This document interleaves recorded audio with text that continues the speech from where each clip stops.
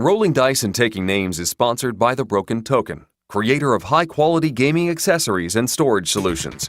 Visit them online at thebrokentoken.com. Recorded live from MegaMooseCon, it's time for Rolling Dice and Taking Names. Today, the guys review electric football and Blitz Bowl, plus a preview of Football Highlights 2052. So, are y'all ready for some football?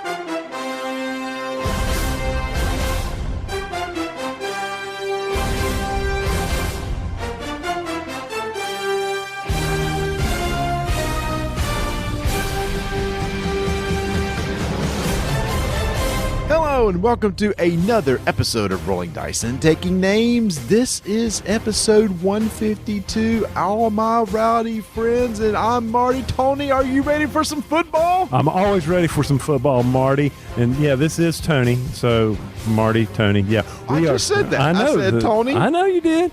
I mean, it's getting late here because we are. This will be my last con of the year. Well, why don't you say which con it is? Nobody knows what We've been talking about MegaMooseCon. Yeah, but nobody knows this is where we're recording right now. Yes, we are live from, well, sort of live from MegaMooseCon. It is late at night, and we are recording. We've had a full packed day. You've had 2 full packed days. Well, I don't know if it's fully packed days. I mean, the con started on Friday night. 6 o'clock, came over and hung out for a little bit, and then we've been here all day since I got here about 9ish, a little after 9. What time did you get here? I got here at 8:10. Nice, because doors open at 8. MegaMooseCon opens early. Not a lot of cons open that early. You were giving me crap because I had to take care of a deal this morning with my car. I did. Take it to inspection, and I said, well, I'm going to be there about 9ish, and you're like, well, Mark, I'll be there in perfect time because, you know, I care about your con. No, I didn't say be there. I said I'd be there every day. I didn't say what time I'd get here. Okay. Because I tend to hit the snooze too much on Saturday morning. Mm-hmm. And you had to climb out of bed. Beautiful sleeping weather lately. But nobody really cares about that. Nobody cares about that. But yes, MegaMooseCon, which is down here at beautiful convention center just south of Charlotte, in south of Charlotte. In South Carolina. I was going to say it's too many south of Rock Hill. Yes, that's a lot of souths going on. On South I-77 if you're heading south out of Charlotte. Now, if you're heading north from Columbia, South Carolina, that's going to be North 77. So I think we know where we're at. And which town are we in? I cannot remember the name of the town. Richland? Richland? Is that what it is? It's a convention center in a little town of Richland. Editor Marty here. Correction. It's Richburg, not Richland. Now back to the show. It's pretty wild because you would think this little town wouldn't have such a nice convention center.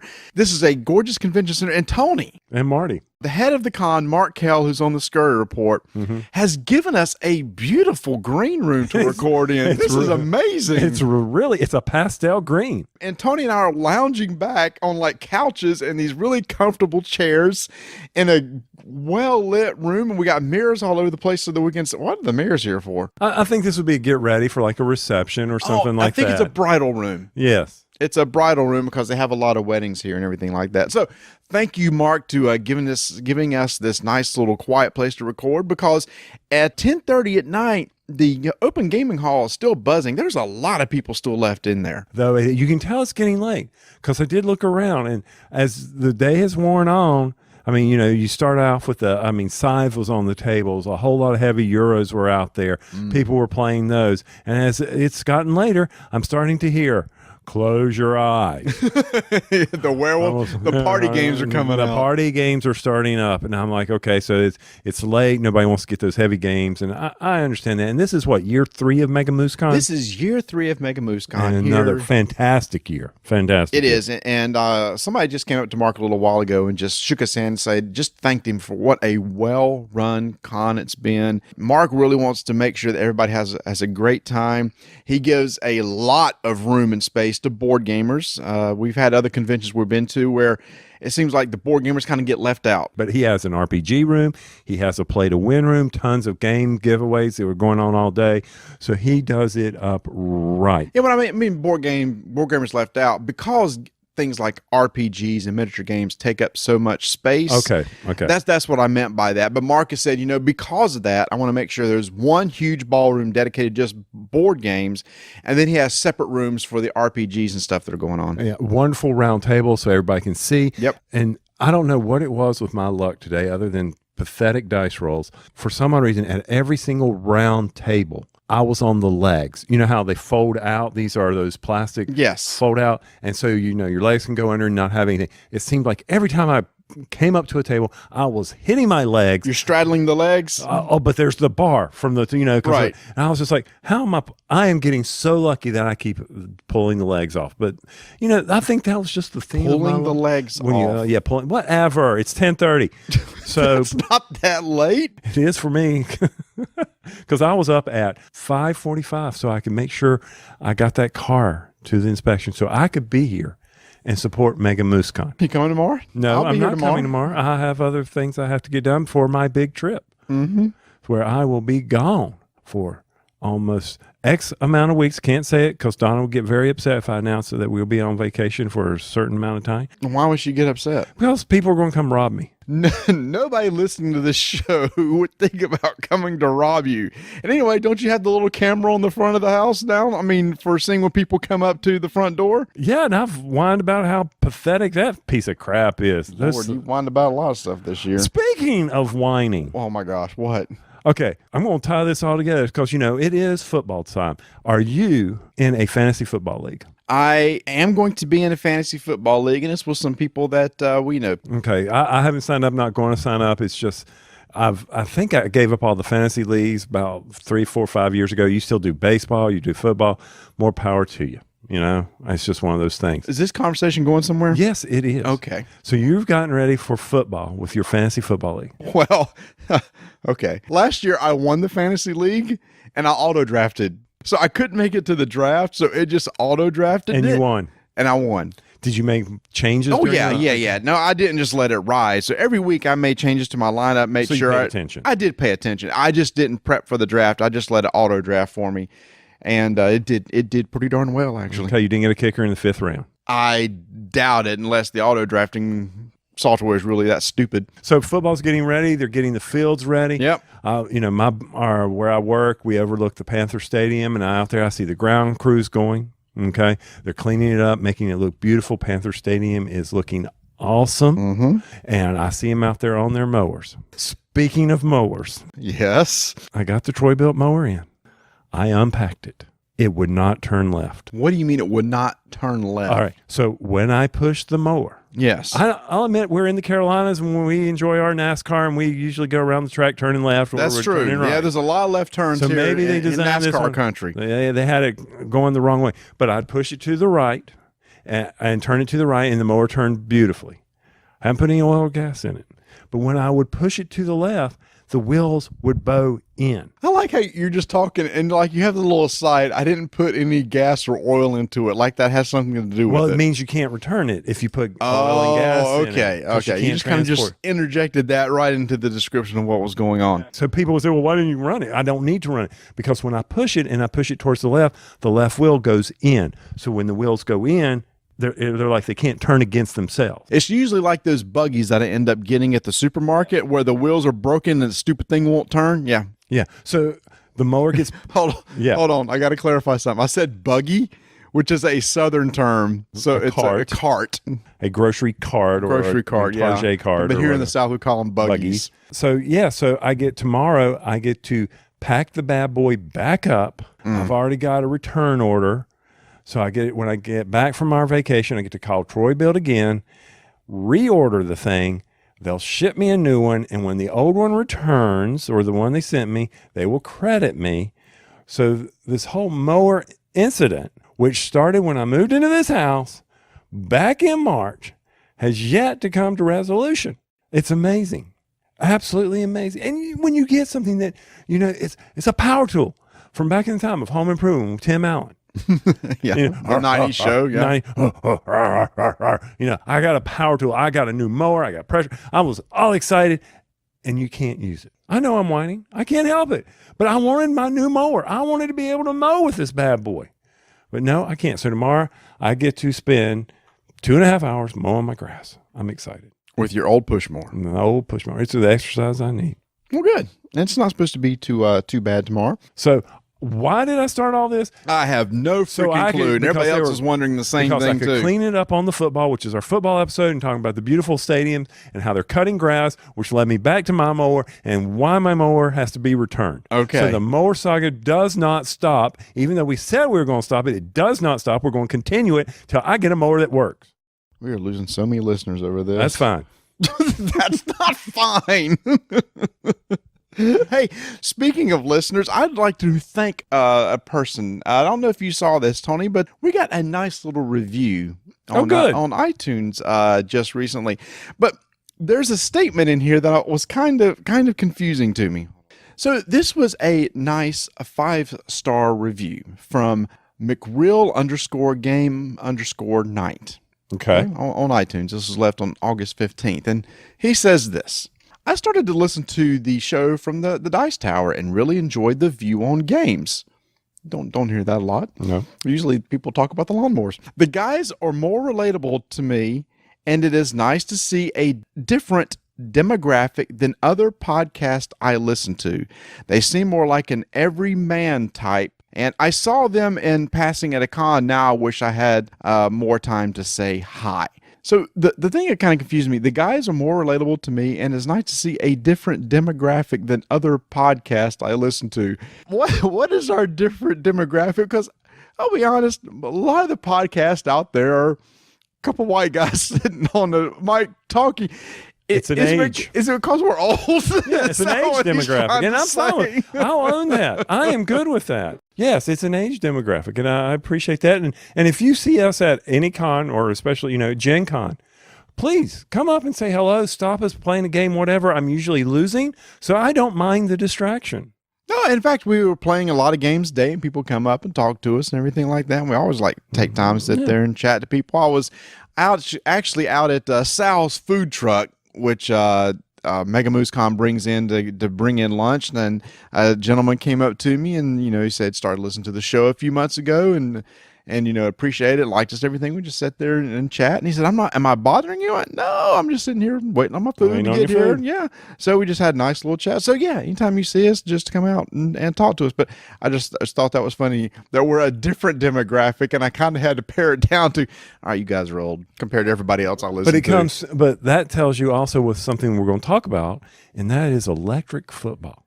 Because you got to be old in order to appreciate the old electric football game. Yeah, see, we kicked this off talking about this being a football episode because we have 2 games that we're going to be kind of going in a little bit of depth on based on football, and 1 prototype game. Yes. That we got to check out tonight that's coming out soon on Kickstarter, which is also a football game. So it seems like there's a lot of football-themed games that are out right now. Well, it's that time of season.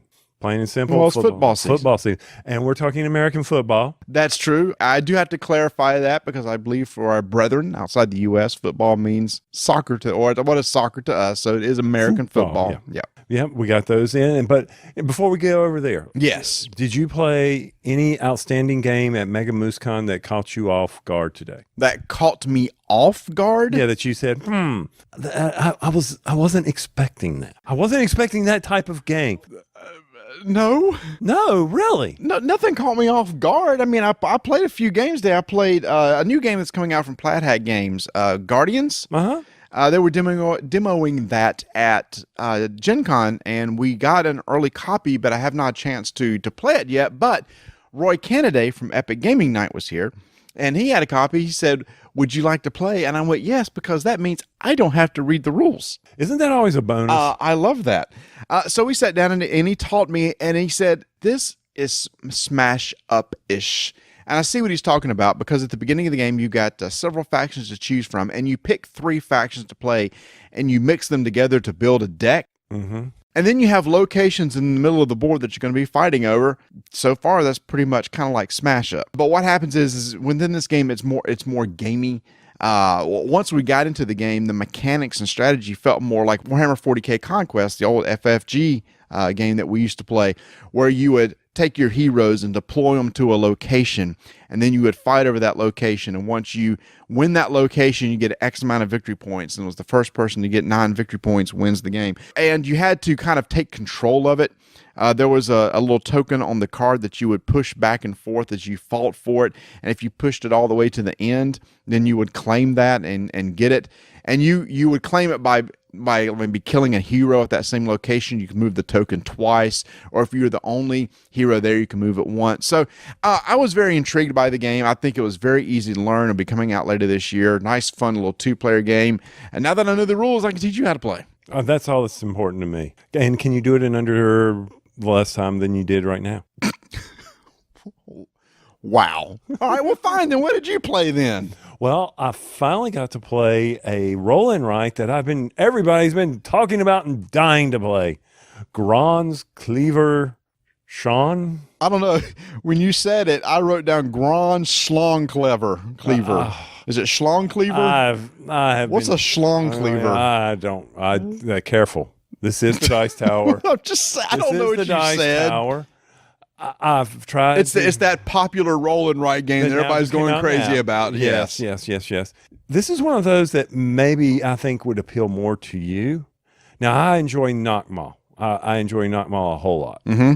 This one I said, everybody's going crazy about it. I'm so happy I got to play it. And who taught you that game? The Parkers. The Parkers dropped it on the table. I said, Parker's the couple that came and played with us about a couple months ago. They did not learn their lesson, did they? No, they did. They actually came back and wanted to play again. And we spent actually went out and dinner with them tonight too. We'll talk about that in a little bit too, because we got to talk about the good food. Yeah, rolling dice and taking names. But anyway, tell me about this game, because I sat down at the end of it, so I really didn't get to see how it was played or anything. You're rolling dice and you're writing on a tablet. Thanks. Okay, so a typical roll and write. Nice. It's a typical roll and write. But the part that you may enjoy more is that as you complete a section or a row or a column in these sections, or as you escalate in another color, then you may trigger combo actions. Okay. If I complete this row, then I can mark off a blue box in a lower row. Then if I mark off that blue box, then I may be able to mark off this orange box. And if I mark off this orange box, then that will complete this column. And then that may give me the ability to add a re-roll to my actions. So it's very, very strategic from that standpoint, that you develop all these combos. Scoring was straightforward. I mean, people scoring the 300s. I did not. I don't know if I broke 100 my first time playthrough. So, I didn't know where all the combos were and what I needed my strategy. Very unique mechanism with the dice. But all in all, I think for you, if you get a chance at playing this, you would enjoy the idea of multiplying the combos, getting as many actions out of one roll out of choosing marking a box, and seeing how many actions you can get from that. And it's currently an app. So I could just download the app and try it. For $3. Yep. You don't have to wait on shipping. So I need to check that out. We got to play another, it wasn't a roll and write, but it was a write. Welcome to. From Deepwater Games. Deepwater Games. Well, again, what I liked about this is there was no dice involved. The idea was you had this little neighborhood, and you were trying to my neighbor. Won't you be? Won't you be? Did you see the Mr. Rogers documentary? I did. Is it good? It was very good. I want to see it. I'll wait till it comes out on video, but I want to see it. Is it emotional? No. Well, you don't get emotional over anything. That's true. I don't. So anyway, so the idea is you kind of basically build out of town. And it was kind of cool that the fact that I guess you built numbered houses. You had to build houses with numbers on them. You had to put them in ascending order. But then there was this whole thing of trying to group houses together to make neighborhoods. And if you got certain clumps of neighborhoods together, you could score points. But it was neat how you picked a house, and then there was an action you can go along with it. And it reminded me a lot of Quinto without dice. Okay, yeah. On how you had to build the ascending, and Quinto, it's same type of mechanism where Quinto also has the rows, but it also has the columns. You don't have the columns here. But yeah, it was very interesting on when those numbers came up. You could see what action you could do, do a fence or mark certain things on the thing. What you mean is that the numbers were also, the cards had the actions were on the back of those cards. So you had the numbers, and then the upper left-hand corner, you can see what the action was on the back, and then it flips over when you discard it. So then that action goes with the new number that's on top of the deck. So when you say, I'm going to take that number and write that number to the house, you can also take the action on the side, which might be able to modify a number or build a pool. Build a pool. You gotta have a special like pool permit, because some of the houses have pools, and if you don't get to claim that, because the more pools you get, the more points you get. So then there's all these mechanisms to score all these points at the end of the game. For the game, and at the end of the game, you add everything up, and then whoever has the most points wins. But I liked it. I enjoyed it. I was first when Angel and Chris were teaching us the rules. It was like, I don't know, it was like foggy to me. It's like, this doesn't make much sense. But like every game, you start playing, it's like, oh. I understand. And then you had to follow up with all the scoring that goes with it, because once again, you got to figure out. Now you won, so obviously you figured out the scoring fairly well. I think you won. I know I lost. I did. No, I won, but I also got lucky at the end too, because one of those things with like other games where if you can't claim one of the numbers that's showing, then you have to mark a box, and the more those boxes you mark, it's negative points. I got lucky, and I never had to really do that. Every number that came up, I could actually use. And like 2 15s came up in the row, which was the highest. And that was the last two houses I had to fill on two of the rows. So anyway, without going into much detail, I enjoyed it. And we do have a copy of it. And it's one of those things, too. You probably want to laminate a sheet. Oh, yeah. Laminate sheet for how many. And what's really cool is that in this game, I mean, it literally can go to 100 people playing. And I understand why now, because it really doesn't, you aren't claiming anything. You're not rolling dice.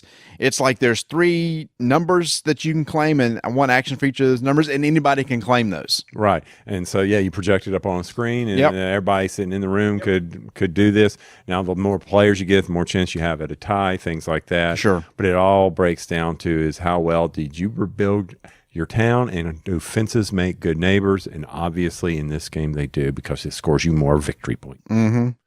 What? Grand or Welcome to? It's kind of Grand Schlong Cleaver. Yes, it was one of those things that I'm wishy-washy on both of them. I enjoyed them both, but I don't know if there was one better than the other. And is there something else in my collection that I would say, let me play Welcome to, or would I rather bring out Knock Mall or something else? So where I thought I would have this huge wow factor to it, it wasn't there. For which one? Both. Both? Okay. Yeah. I mean, Lord, people, don't get me wrong. They're very good games. But I guess the expectations were a little bit higher. And therefore, I did not, I was kind of let down off of my expectations, which is my own fault. Maybe what I should do is go in with no expectation. That's probably better. When are roll and write's going to go away? Never. You don't think so? I think it's a fad. Not in my house. I'm just saying, I think it's a fad. I think just like the way Love Letter spawned off all these little 5-minute micro games, I think roll and writes are a fad. I personally think, because everybody's coming out with them now. Nothing wrong with them. I just think that eventually it's going to get so saturated. It's like, when a new one comes out, it's like, I've already got like 5 others. Why do I need another one? Sort of. I think what it leans to is more to the app. As they develop them, see if they have a good. I enjoy playing them, but you can get to the point where if you have a roll and write, there's a lot of downtime in some of them. You just have to be careful with. Yep. Along those lines, I played food. Oh, not yet. No, food, not yet. Not yet. I got to the Parkers while you were over there playing your game. What was I playing? The one with Roy. Guardians. Guardians. Yes. The Parkers had this interesting game called Kashgar Merchants of the Silk Road. It is published by Cosmos. Designer is Gerhard Hecht. Kashgar, is it K-A-S? Kashgar. I have heard of that. Know nothing about it, but I have heard of it. Came out in 2013. Okay. So he's dropping this on the table. Very unique mechanism where you're taking an action. You have 3 rows of cards. And the bottom card on the row, you may do the action. And the action may say, draw 2 cards, take one that you like, and put it at the top of the row. So that's what you do. You take that patriarch, you draw 2 cards, you pick from that. So you now have another card, and the patriarch and that card go to the top of the row. You don't get to do those actions until they work their way back down by doing other cards in that row. But the whole goal is, of course, imagine this, victory points for the win. Sure. But over here you have a sideboard that you have various... A cyborg? Cyborg. Yeah, sideboard. Oh, I was getting kind of excited about a cyborg. Where you are tracking various spices or resources, gold, along those lines. And what you're trying to do is take those, escalate their value so that when you can go make an offer, you then buy a card that has victory points. And when you cash those in, those commodities drop and you recycle, and you have 3 rows going on. There's card culling.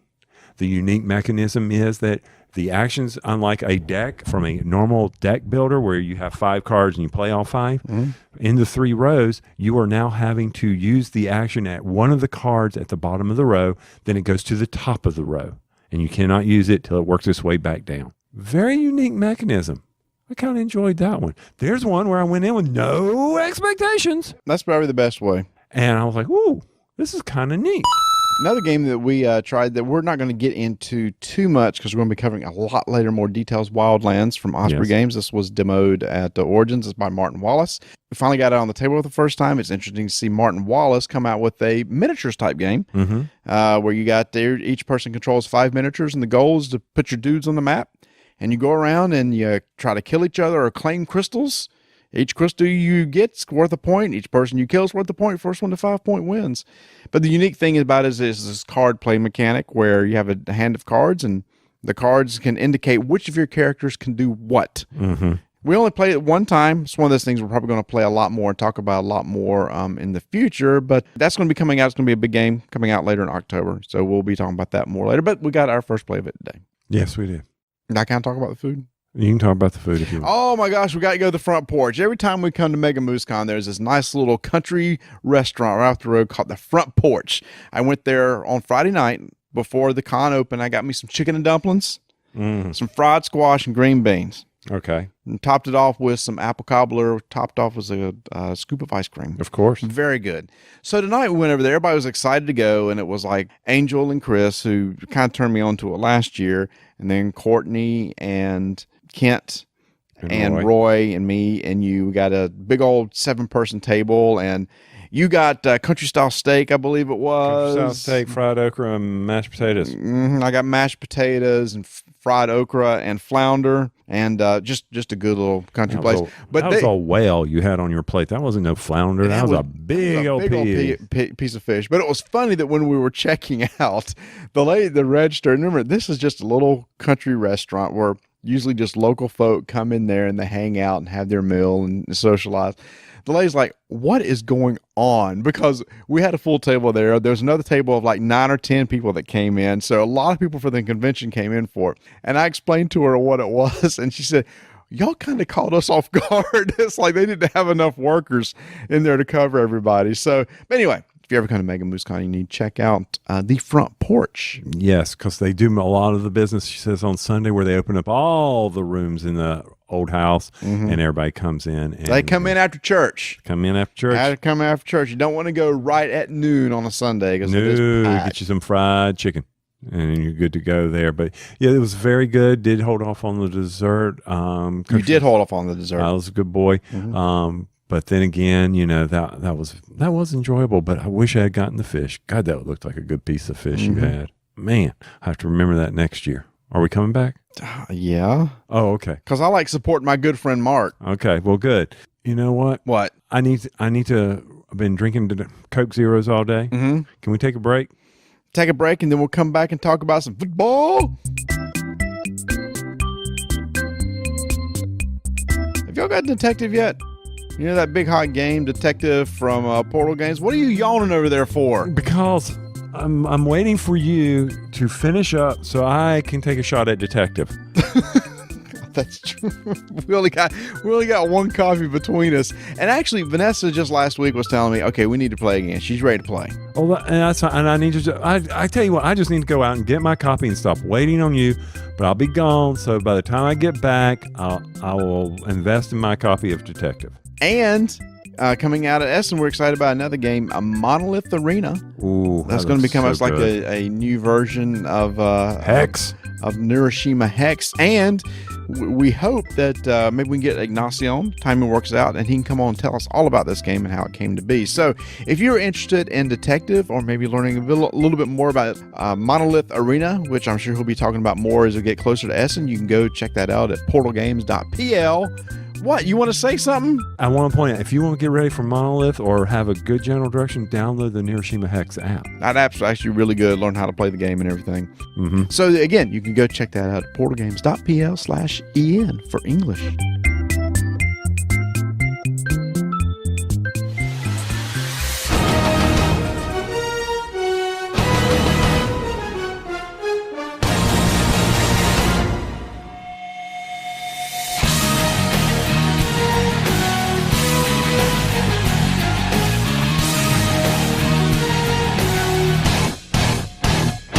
So we entered our Wayback Machine tonight at MegaMooseCon.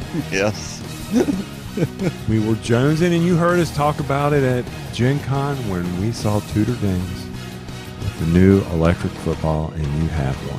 Yes. They contacted us and said, guys, you really like this. Would you like to check it out? And I went, heck yes, we would like to check it out. And so thank you so much to Tudor Games. They sent us a copy of the game, and they said, what teams would you like? And I said, well, being from the Panthers, from Carolina, I'd like to have a copy of the Panthers, and you wanted Seattle. The Seattle, and I think it was for, I guess, Russell Wilson. Is that why? Russell Wilson, it's always a good rivalry with the Panthers. Yeah, Russell Wilson, who went to NC State. And we kind of root for I don't know why we root for the Seahawks, but we just do. I don't know why. Maybe, the Zorn. Back in the day, Zorn, wasn't he the quarterback back in the day? Lord, I don't know. All right, Seattle wasn't known for a lot of stuff. Okay, back in the old based days. on me watching you set up your team in electric football, I wonder if you even know rules. Oh my gosh, I did screw that up. So anyway, this is electric football. This is a game that, gosh, I don't even know when it came out in 50s, 60s, 70s. And the idea is, but when we were kids, it was an electric game that you actually plugged into the wall and made a horrible noise. It was a vibrating metal table. And you have little football players that you set up on the board, and they had, back in that time, it was like these little pegs or these little stands that they stood on. You turned on the motor, and they started kind of running around, and there were some ways to maybe control them, but it never really worked well. Well, in the original sets, basically you have fingers on the bottoms of the base, and then as the board vibrates, magically they move. Yes. They basically, the board vibrates, and some way that vibration creates those little fingers. It's like they're grabbing the turf. I don't know how. I don't know why this happened. Some guy was sitting there thinking maybe he had some, I don't know. I will go and research this and not report back, but I am curious. I was gonna say, you should have done it before now. I know. I just enjoy the game. Yeah. From the standpoint as a kid. And I think it came out in the 70s because they originally they had all the Super Bowl sets. Okay. All right. So it couldn't have come out in the 50s because if it came out in the 50s, they wouldn't have had the Super Bowl sets. That's true. So, Editor Marty here. We were decades off from when electric football started. It started in the 40s, and in fact, this is its 70th anniversary. Here's another little fact. This game was so popular in the 60s and the 70s that to date, it has sold over 70 million copies. Wow. Let's get back to the show. either way, you had two type of bases back then. You had the pro bases that you could turn the wheel in the base and it would allow the players to shift. Or the rookie base, which basically just had the four fingers on the bottom of the green base, and that would only mean straight. Yeah, and there wasn't a lot of adjustment on any No, of those. there wasn't. The quarterback was these big, ugly white guy figures, and I had to be careful there. White guy figures. There were a bunch of these white plastic figures, and which actually is still in the recent version. They are in the new version, and you would stick the little spongy footballs on their little hands. Little foam ball, yeah. Foam ball, and you would basically flick it, and it would throw the pass by just the potential energy coming off, and that little foam football would fly across your room. Potential energy being converted to kinetic energy. Yep. Yes, and it would fly across the room and come nowhere near Nope. the receivers, so you always would home rule it or do something. And you said that you used to play where since you didn't work, you just basically held the little football and tried to throw it at them. You would put up a shield that your hand couldn't pass through, or a piece of paper. So if you hit the paper with your hand, you went beyond the quarterback. Okay. And you would have to sit there and you had to throw it. Yep, and try to hit the receiver in front. So I know that sounds crazy. It's like I can't believe people used to spend their time doing that. But hey, this was didn't have before the arcade internet. games. We didn't have video games. And we thought this was really cool. So at Gen Con, as we talked about in Gen Con episode, we saw that Tudor Games is making these games, and they're trying to make inroads into the board game arena. They've been around for a while, and they've got some people that are following. They have leagues and stuff like that, but they wanted to have more exposure. So this is our first year at Gen Con. So they sent us this game, and so the big question is probably a lot of people wondering, is it just like it was? Technically, the way it works, it is, but they've made some nice adjustments. Number one, the board is no longer electric in that you plug it into a wall. It's battery operated. There's a little vibrating motor that you attach to the bottom of in the middle field. versus and then at the end of the Right. end zone. Very important. Very important. And basically, it's a little motor that just vibrates, and you have a controller that has batteries in it. Press a button, it starts vibrating, and you have a knob that can control the strength of the vibration. Basically, the amplitude of the vibration. Sure, whatever. And they've also changed the little fingers or the little skids that you put on the bottom of the figures. And I think this is where a big difference is, because now you have a lot more control over those guys. You have one of the skids just basically, they call it power or strength. It's just basically move in as hard as fast as you can. They have two other ones that you can put on there that are individually, they're like thin and skinny. And there's one on each side. Like skis. Skis is a very good term. But you can like slide them. You can angle them in or angle them out. And how you angle them can make the model like go in, go out, go left, go right, stay in one place like you want a quarterback do. So there's actually a lot more control on the figures now. Yeah, so by doing that, you're running post patterns, you're running outs, you're running fly. Okay, you can't run a fly pattern because that requires a little bit more finesse. A curl. I mean, things like that, because they automatically curl for some stupid odd reason. Or my guys, you don't want them to. I said go straight. Go straight. It's an open field. What are you doing? Why are you turning towards the sideline? That guy's over on the right side, and you're running right at him. What are you doing? So yes, we had some big moments even for tonight where we were cheering and. Oh. What about the freaking first play of the game? Yes, you ran 75 yards on me. Okay. That's my first beef. Well, that's not a beef with me. No. So we're reading the rule book, and he is sitting there basically creating a earthquake magnitude 8 on the field by changing the amplitude, and my guys are flopping over. And I'm like, what are you doing? And he's like, well, I'm holding the button and I'm changing it, and you can change the speed. And I'm like, what kind of crap is that? That's not how we played when I played football. Well, that's how you play now. It's in the rule book. Because you can change the speed. But yeah, on my very first play of the game, it's like the line just opened up, and I had the running back run right down the middle of the field for 70 yards for a touchdown. It was like, I wish I had it on video because it was a glorious play. Yes. First play, my guys were running around. I'm like, what are you guys doing? You broke through the line. You didn't have containment. You didn't stay in your lanes. I don't know what you guys were thinking, because I was set up for a 4-3 defense, by the way. Yes. Also, the kicker. You know how it would hit spring load? The kicker / quarterback, because it was the same figure, yes. You would bend it back, and he would kick his little leg up because it was spring load. There was potential to kinetic energy right there. Yeah. You know how we solved that when I was playing? Regular paper football. Oh, that's smart. And then you try to keep between the goalposts. Yeah, so your friend would sit there, and actually he would do the goalpost with his fingers because the goalpost would never be in the right position, and we would kick from all the way from one, and if you scored, that was how you got your PAT or your field goal. We'll say that the goalposts and everything are really nice in this. So you have this nice field. They have a little 10-yard markers that you can put on the side, and they slide on the side of the board. On the other side of the board, you can put where the line of scrimmage is, so you can easily mark everything. You've got two nice goalposts. The board looks super nice. You can, for your team, they sent us the Carolina Panthers stickers, so we basically put Carolina stickers in the end zones to make it look like it's a home field. But I think the thing that really, really stands out that did not exist when we were playing as kids is the app. And the app really, really helped us out because the app controls the flow of the game. Yes. I had it running on my iPhone. I wish I'd brought an iPad. It's been easier to deal with. But when you set up the app, basically it does a coin toss, and then you can set it up to say, okay, the way we had it was you got 40 seconds to set up your team. As soon as that is done, the offense hits the button before he runs out of time or he gets a penalty. Then the defense has 10 seconds to react to what he just saw. It's like, I want to tweak this a little bit. Then you hit the button. Then you give me another 10 seconds. Well, I want to make this one adjustment over here. Then you get a last 10 seconds to make your final adjustment. And at that point, you say, hike the ball.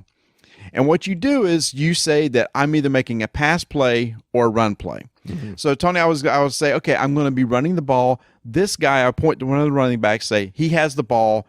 Hold down the button. They start moving. Once one of your models touches my running back, play is down. And then you go to the app and you say, what happened? You could say, oh, I got a first down, or it's now second down. Maybe I fumbled the ball. There's a way you can fumble the ball. We never ran into it, and I would have told you, Phil, what happened. But if the back of the model is ever hit by the front of one of your models, the defender models, it causes a fumble. If the offensive player is moving forward and the defensive player runs into it from the back, that's a fumble. Oh, okay. Yeah, so it just never happened. If it had, I would have said that's a fumble, and then there's rules for handling that. So the app kind of controls everything.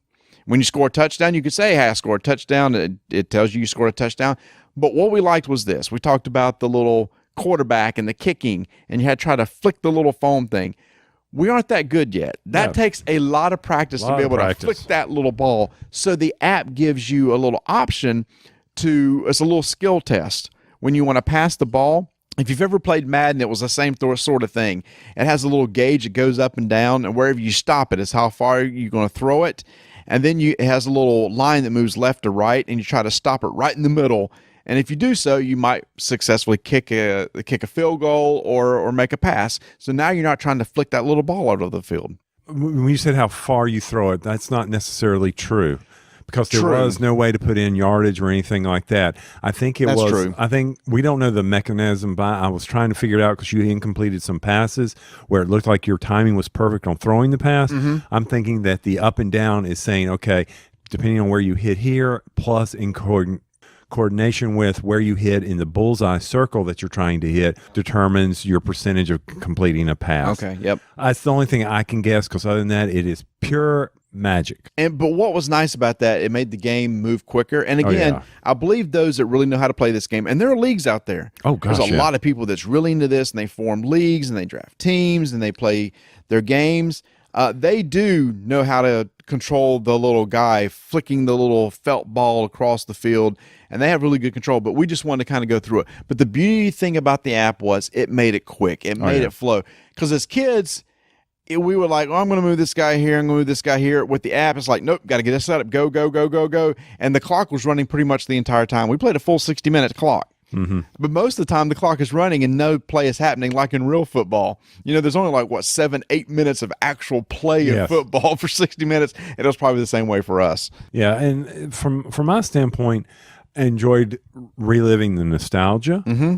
And you're absolutely right. If without the app, though, it would have been, for me, on the table way too long. That app made all the difference. Yes. Plain and simple. It's a free app, by the way, too. It's a free app. Mm-hmm. Probably the one knock that I have is the guides or the skis that you put on the players. Yeah. I found myself, when I would have rushing to set them up on the line of scrimmage, that suddenly I would unfortunately bump one. And then so that is probably the variable of the game that you don't realize, thus leading to a 75-yard touchdown run that maybe my defensive player, who I thought was going to go straight, I inadvertently nudged that when I put it down, thus causing him to bear left and your guy blowing past him without touching. So that to me is something that I think adds the variability and overall might cause frustration. I accepted it. I did not explain basically how the pass works. I talked about how the run. Just how the pass works is you say you're going to declare a pass, and then you run the ball for like up to 10 seconds, or you run the board for up to 10 seconds. And once one of your receivers gets open, you stop. Mm-hmm. And then you try to successfully complete the pass. If you do, then you can make an adjustment. You can pivot the guy. If you're not engaged with somebody else, you can pivot a guy. Your defensive players can be pivoted towards the guy if they're not engaged with somebody else. Then we put on the power again, and you just let the guy go until he goes out of bounds or gets a touchdown or is tackled. Right. So that's how a pass is done. That's it. That's football for you. It is. It's really that straightforward. But with the skis and the way they control the movement, you can plan a little bit better. You do have a little more control, and the app is really good. And they've added another element. If you're really into modeling, you can actually order models on sprues, and you can put these little guys together and paint them up yourself. Now, they only have the NFL license, and they have license for all the NFL teams. But say, for example, you want to do some college football. They don't have the license to the NCAA. But say, I want to make a Wolfpack team. I could buy all those little sprues and put my little guys together and paint them up and try to paint a little Wolfpack logo on the side of the helmet, which I would never do. Good luck. And make your own team. So there's another aspect of the hobby there. They're pretty straightforward to put together, and then they have a base that you attach them to, and then you put those the fingers of the skis on the bottom of them, and they work just as normal. And if you even don't want to go to that extreme, you can buy decals for your team. So, for example, we got the Carolina Panthers. There's no numbers on them or anything, but you can get little stickers that you can put little jersey numbers on, so then you can make a team. It's like, okay, well, there's Cam Newton and there's this guy or whatever like that. So, and that's probably actually easier to track who's who by putting numbers on the guys too. So you can really outfit your team to the nines if you want to. Yeah, it's also a way, I mean, that's part of the rules of football. I mean, for instance, centers are supposed to be in the 50s, guards are in the 60s, tackles are in the 70s. So if you put a tackle in a tight end spot, unless you declare him as eligible receiver, the people can track, well, who's going to be it. Also the rules of a formation. I mean, you can go all bozo on the rules of football here. Oh, yeah. There's nothing stopping you from being really ticky-tacky and getting every rule. Like, it's like, they have rules for motion. Yeah. Now, they actually said, when the one of the last things you can do is put guys into motion. There's only certain people that are eligible to go into motion, et cetera. So they've really got it covered. You can get as deep as you want. To be honest, you need to get to some level of deepness, because if you just stack 11 guys or 10 guys across the front line, or let's go 9 guys across the front line and 2 in the backfield and play that way, you're missing out. That's not how it's supposed to be done from the standpoint of the rules. You sort of need to figure out those rules. And they have different sizes of the boards. There's 3 different size fields, and they range in varying prices. And they have a really big field. The one that we have is the medium, and then there's a smaller one.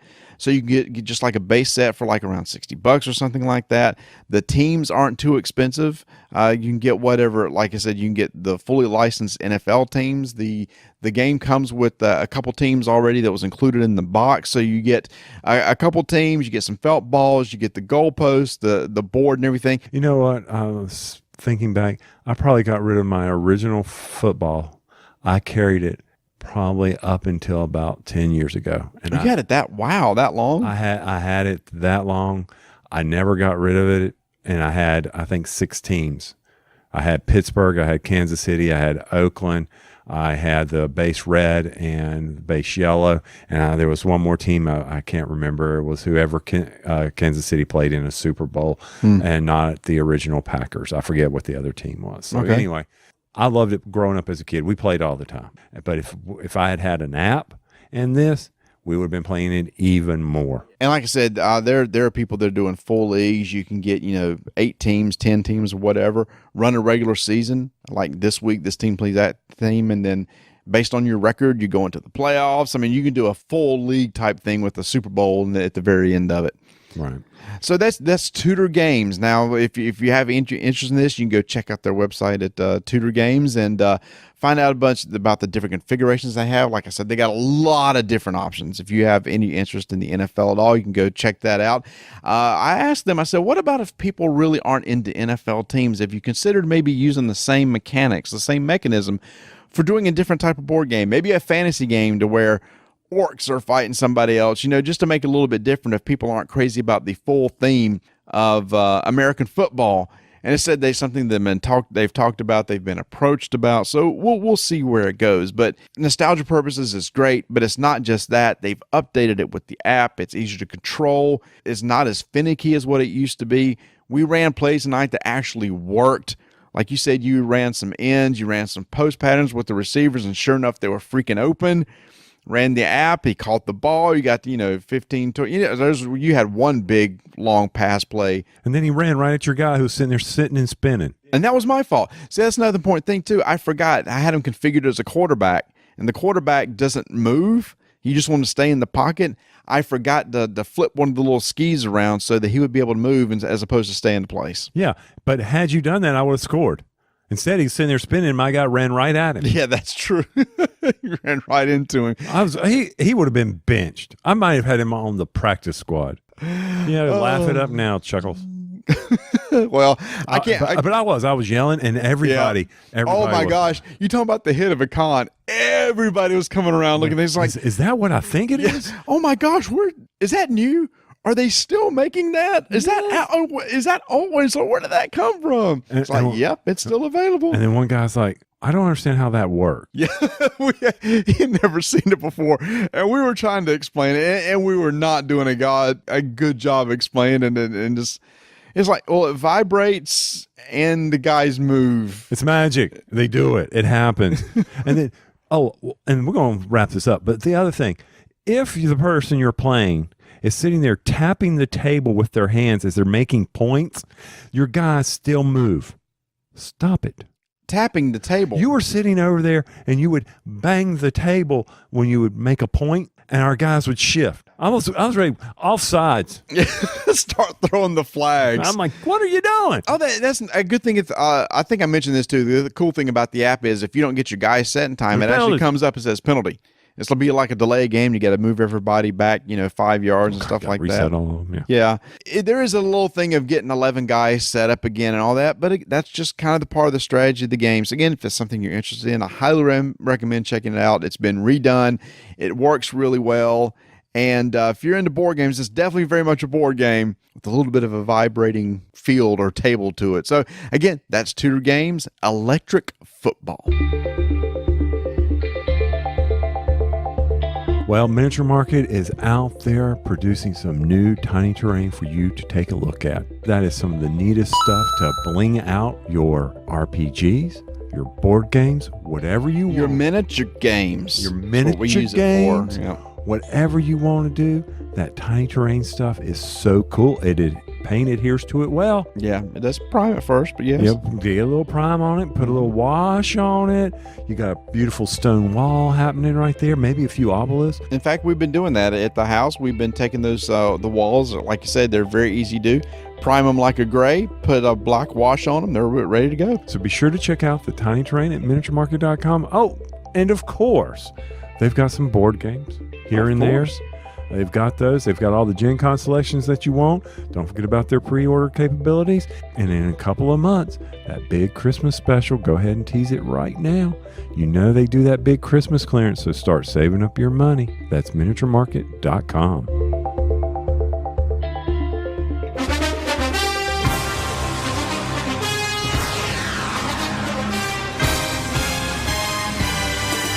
In our continuing coverage of footballish type games, Games Workshop just came out with a new game called Blitz Bowl. You've probably heard of Blood Bowl from Games Workshop. This game's been around for decades, and I was very interested in this game until I saw this game can take up like 2 to 3 hours to play. Now, Tony, have you ever played Blood Bowl? Yes. Okay, what'd you think of it? I thought it was interesting, but it was taking way too long. Okay. So when you said, well, hey, we're going to try Blitz Bowl, I was like, okay. And you said, no, this is the new and improved. And I said, all right, I'll hold judgment and see what we got. Yep. And this game, when you look on the box, it says like 45 minutes, and that's pretty much about how long it takes to play. So it's in the spirit of Blood Bowl, and then that you've got some fantasy teams fighting against each other. And in this core box, you've got humans versus orcs. Got 5 models on the board, or a certain number of models on the board, and The whole goal is to pick up the ball and try to get it into the end zone, but that's not without crunching into each other, trying to knock each other down and trying to injure players and send them off the field so they can just come back later. But the nice thing about this is the game moves pretty quick. The rules are easy to understand, and they've added a new mechanic of these little challenges, these little challenge cards that you try to achieve as another way to score points, which is actually a core mechanic of the game. Yes, and that's pretty much how we scored all our points. You did get a touchdown. I did get one touchdown was worth 3 points. Yep. That was worth 3 points. But overall, I mean, from the standpoint of the challenges, that may be something that people may say, oh, huh, what? It's not all about scoring the points with a touchdown. Yep. That's how they sped it up because, you're always looking at those challenges. How do I achieve one of these challenges so I can get some easy points on my opponent? Forget scoring a touchdown. Let me see if I can set up this next challenge. Mm-hmm. And there's basically 3 challenges that are always available to you on your turn. You can take up to 3 actions, and depending on how your players are set up, they can do different actions. Maybe you can run, maybe you can get in the face of a guy and then you try to tackle him, maybe you try to go and pick up a ball, maybe you want to try to throw the ball or bring a guy back onto the field. Each one of those is an individual action. But with each of those actions, you can also maybe try to achieve one of those challenges. And those challenges could be anything. It could be like, oh, okay, if your opponent has the ball at the beginning of the turn, but does not have the ball at the end of the turn, pick this up and score a couple points. All right, so you think, okay, he's got the ball. I'm going to go try to tackle that guy and make him drop it. And if you do, you immediately score those 2 points.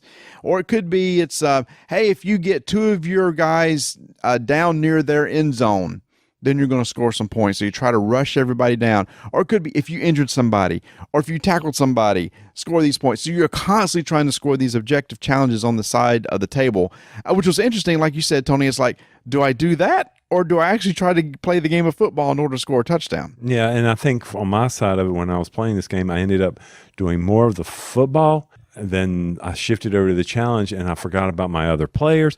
Just there's a lot going on here. And if I had just completed one pass, I would have been a happy camper. This is where you couldn't roll. I couldn't roll crap. Now, on these challenges, though, if you get a challenge, then you can flip it over and you get a special ability, either during your turn or possibly ongoing or however. Lord knows, I don't know what they all were because I only had a few of them because I only was able to complete a few of the challenges. Yeah, we did get stuck to the point where some of the challenges were tough to do. 2 of them were complete a pass. You and I could not complete a pass to save our life. So when you pass, it's just pretty much straightforward. Hey, I want this guy to throw. They have a little range ruler that you measure from your guy to the guy that you're looking to pass to. If there's no obstacles in the way, then what you do is there's like a successful roll. It's like anything 3 or higher has it on the card to what the stat you're trying to match. You roll, and if it's 3 or higher, pass successful. If there's an obstruction in your way, you subtract 1 from your roll. If it's a long-range pass, you subtract another from the roll. So you got to make sure that you got a good kind of line of sight to that guy in order to achieve a pass.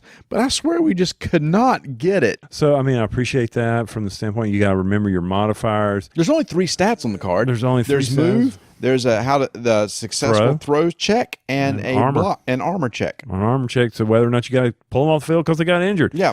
I will say I do like they simplified where the ball bounces when that was simplified compared to Blitz Bowl. Yeah, roll a D8, and then basically on the board it shows you which of the 8 locations it'll jump to based on the reference of how the board is laid out. That was really straightforward. So the game was simple to learn for me. I was like, okay, I can get into this. I mean, I did have the sour taste from the bad rolls, but it's a dice rolling game. I can get over that. I will play it again. I think a lot more of the strategy will come in as I look at which challenges are up and concentrate on that. Which part of my teams I want to try to score the football. Where is the stupid football? I mean, my gosh, it's bouncing all over the field. Can somebody not pick this stupid thing up and move it? We were getting very tactful. Using a lot of tactics towards the end of the game, trying to position our players to try to open up a way for, once the guy gets the ball, to get to the end zone. So we were constantly trying to block and knock people out. I like the whole blocking mechanism. If you're adjacent, somebody said, I'm going to try to block you, and then you have a block die in your roll. You can miss. You might could shove them back. You might can knock them down. If you knock them down, that's where the armor check comes in. You're going to roll. You have to roll higher than your armor check. And if you don't, he's injured and off the field and back to the reserves. And there's one of them, 1 out of 6 of those is basically, it's a crunch, is what it's called, crunch, which gives them a -1 to their armor check. So a lot of the game is really a lot of blocks and checks. Yes. And the whole goal is to try to open up lanes so that maybe some guy with the ball could actually run through and get towards the end zone. Very fast playing. I was very surprised at how fast we were playing that game. Enjoyed it from that standpoint. But another part of this is what comes with the game is if you have old Blood Bowl characters. Oh, The armies. Love this. Yes. Yeah. They give you the team cards already. So all those miniatures you may already have for your old Blood Bowl. For your Skaven or your Chaos There you or go. your Elves, they already give you The cards. Blitz Bowl cards for those. Like you said, if you got those factions lying around, then you've already got the Blitz Bowl cards for them. You want to run a Skaven team, which I think you like the Skaven guys. They're fast, they're nimble. Well, then the card's already there for you. And some of the cards actually have special abilities. Right. For example, there was one of my guys that said I could re-roll my blocks. And there's one of them that made it easier to pick up the ball. There's one that did a better job at throwing the ball. So a lot of the guys have special abilities, which make that important too. It's like, I want to make sure this guy's in the position to block because I know I can re-roll my blocks. You can assist in blocks, which give you 2 extra die or an extra die to roll to make sure that you get the job done when you're done. The rules are easy to follow. It's a fun little game. It's a dice chucking game. You do have to deal with the luck of the dice some of the times, but All the time. I think there was some good tactics involved that made it a fun little miniatures game. Yeah, I mean, it's a strategy game. I mean, Well, it's a tactics game. tactics game. Well, it's part of tactics. Part of the strategy. A lot of the strategy is maybe building your team at the beginning. Right, building your team at the beginning. Building your team. There's not a building of a team at this point. I don't know whether that happened down the road. Okay. But right now, it's just pretty much what you got's what you get. All So right. I don't know if there's really switching any players out at this point. Oh, and how you win the game that's where those objective cards come in too. There's challenge cards. Once the challenge deck is empty, that will basically start the last round of the game. Or if you're ever ahead of somebody by 10, there's a mercy rule and the game just stops then. So I think the important thing to note is the fact that there's a built-in clock with those cards, which kind of tells you need to really work on those challenges. That was probably one of the things I really wasn't sure about, because I said, well, when's this end? Either when I get 10 points ahead of you or when this challenge cards. I'm looking at a challenge deck. I'm like, my gosh, there's a ton of those cards. There is. Yep. I was like, holy cow, we'll never get through this. I will be bored beyond belief. I think that's why we should probably have focused more on those cards than what we did. We probably should have tried when I played. Well, I tried, but there was one that says complete a pass. There were 2 of them. Complete that's a pass. true. That was and tough. if I claimed those 2, you wouldn't have got 10 runs, 10 points over me that time. But no, my guy missed the ball. He threw it to, I don't know where he was throwing it. Now, when I played this with Adam, we focused more on the cards. Each of us on our turns were claiming 1 to 2 challenges per turn. Okay. So we were scoring, both of us had like 20-something points.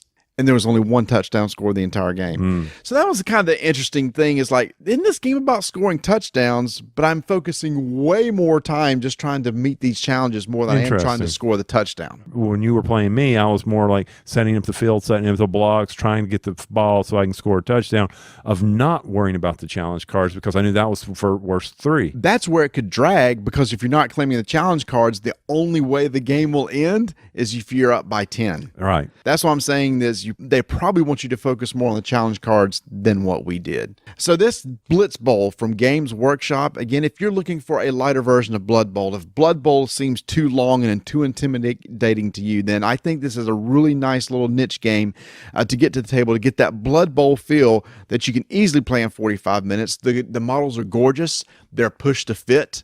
They're heavily detailed plastic models. Basically, any models coming out of Games Workshop right now are just really, really good. The board is nice. It's a 2-sided board. Each of the sides of the board is a little bit different. So I'm anxious to see if this is just kind of a one-off thing, Blitz Bowl, or they're going to come out with like new cards, new teams, etc. So I'm anxious to see where it goes. I'm assuming they're very detailed. My models that I played with today were not painted because you hadn't painted them yet. That's correct. Well, how do I know that there was some good detail in there? They all looked the same color to me. You could just Well, you could have painted them. I could have. It'd been nice. I'm too busy painting Age of Sigmar stuff right now. Okay, fine. I'll give you that one. Enjoy playing it. At first I was like, because of having played the predecessor and the that I had on that. We didn't even play a full game of that because I was like, oh, you're killing me with this game. Yep. I would play this definitely before I would play the regular game. I know that a lot of people are like, it's blasphemy. It may be, and that's fine. But for me and the way I enjoy the quicker games, I would definitely do this. Blitz Bowl from Games Workshop. Look at that, Tony. 2 football-themed games, but we actually did one more. Yes, because we our did. good friend Randall from Randall. Eagle Griffin Games is here, and he was showing off the prototype to Mike Fitzgerald's new game, Football Highlights 2042. I thought it was 52. It may be 52. Okay. It's in the future. Yeah, it's not now, it's later on. And that's coming off his Baseball Highlights game, where you had the same sort of game, but now it's in football. And you and I got to play a round of it. The rules are still kind of being fleshed out. Maybe Randall said they're tweaking some of the cards and everything, but it seemed to be pretty straightforward. You got a hand of cards, and you're going to play an offensive play. I'll play a defensive play, and you compare the results. Was it a running play? Did I successfully block your running play? If I did not, you get to run that play and you're trying to score a touchdown. The cards rotate. Your card, the whoever's on defense, rotates around to me. He's now on offense. Yes, because one side of the card is the offensive play and the other side card is the defensive play. It rotates, and then you resolve and you play through a whole hand of cards, trying to score as many points as you can. Right. So when you rotate to offense, I now play defense. Where the strategy in this game is your hand of 10 cards that you have, and you've got to manage passing and running plays against the other person. And depending on how, like you said, like you match, how many yards do they get? And if you don't match, guess what? They get a bonus. A bonus card flips over. And there's additional rules in there on how long you play, what you do if you can do it in 4 downs like normal football, or if you just play it straight out. There's a lot of things. A whole bunch of different teams are involved. Different drafting. And so we played cards. and I think that's going to be the key thing is the whole drafting mechanic, because your cards are basically your playbook. And maybe you want to build a certain playbook a certain way as opposed to just a standard set of cards. So I think a lot of the game will be the drafting mechanic. Just looking at those cards, you have to have a well balance of pass and rush on both offense and defense, and depending on those cards, since they're two-sided with both an offense and a defense, you can say, "Ooh, all these cards look very good on the offense," and you look at the defense, maybe now I've overbalanced on passing defense. Too many passing defenses, not enough run defenses. So now you got to swap it out. So for you and I, it's the deck building aspect of it. Yep. So it'll be very interesting to see where they go with this. If you're a big fan of baseball highlights, then you will probably be very keen on looking at football if you enjoy football. Actually, in the prototype, I was having a lot of fun with it, just, being Randall giving it to us. And you said, go read the rules. I read the rules. I wasn't really quite understanding, but as soon as we started playing, boom, done. I understand what was going on from that standpoint. So definitely keep an eye out on this. It's going to be coming to Kickstarter soon. Very soon. Can't remember the exact date, but I believe it was going to be sometime in September. Again, we typically like Mike Fitzgerald's games. And this is going to be another Eagle Griffin Kickstarter, and they typically do pretty good Kickstarters, pretty good quality and everything like that. So I'm excited to see that coming out. It's a great time of the year for it to be coming out with the football season here. So that's Football Highlights 2052. Sure, you took a picture of it. I did, and it's midnight, so I'm starting to lose a little bit here. And that's fine. One other thing I want to say, Randall was talking to me about what else Eagle Griffin's coming out with. Yeah, why don't you tell me? And one of the big things, I think, is that Age of Steam. You said a deluxe version was coming? They're doing a deluxe version in next year, first quarter of next year. If everything is this goes public knowledge? Can we be saying this? Yes, I asked him. Okay.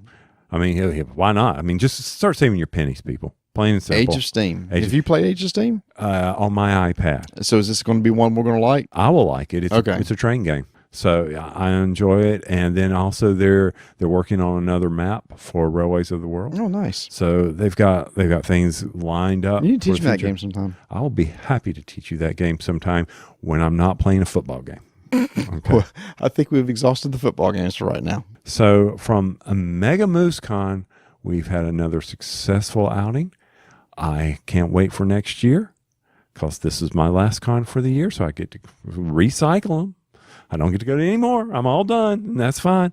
But it's a great way for me to end it. A lot of good friends, good food, good times, and a lot of games. The song, All My Rowdy Friends. They're all here tonight. They were, well, they've probably all They're gone probably home. all left now They've because all the gone. con closed at 12, and Mark's probably going, you guys need to wrap up and go home. Yeah, you do. So keep rolling dice. And taking names.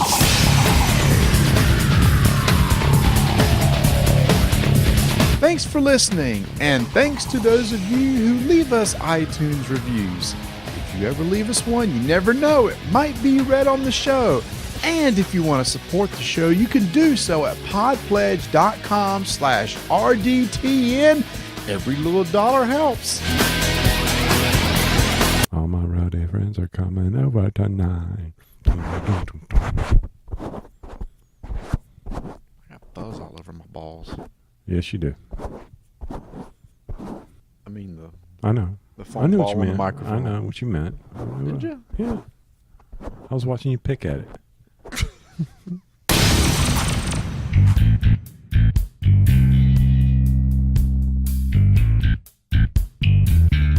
You got all those games coming in from Gen Con. You need some way to store those games. You need some way to make sure those games are easily organized. You can get to the table as fast as you can. That's why I really think you need to go to thebrokentoken.com and check out all their inserts of past games.